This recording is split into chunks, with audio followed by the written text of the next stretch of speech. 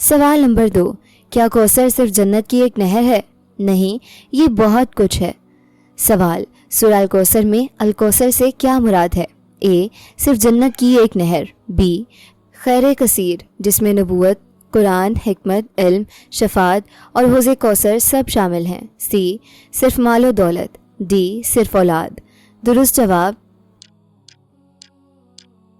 Be, خیر کثیر جس میں نبوت، قرآن، حکمت، علم، شفاعت اور حوض کوثر سب شامل ہیں۔ الکوثر کا لفظ کثرت سے بنا ہے جس کا مطلب ہے بہت زیادہ خیر۔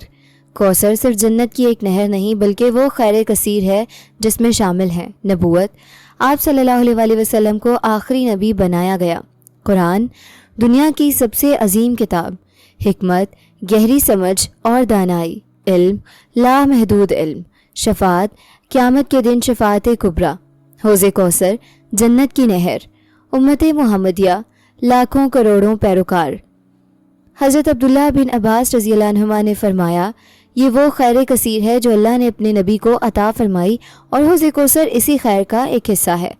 اللہ ہمیں سکھا رہے ہیں کہ جب وہ اپنے بندے سے خوش ہوتا ہے تو اسے مادی نعمتوں سے بڑھ کر روحانی اور علمی کمالات عطا کرتا ہے۔ صرف دنیاوی چیزوں کے پیچھے نہ بھاگیں، روحانی اور علمی نعمتیں زیادہ قیمتی ہیں۔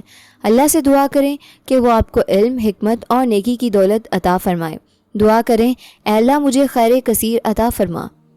ہماری کوشش ہے کہ قرآن کا پیغام آسان اور خوبصورت لفظوں میں آپ تک پہنچے۔ اگر یہ کوشش آپ کے معیار پر پوری اتری تو اپنی دعا اور رائے سے کامنٹس میں ضرور نوازیں۔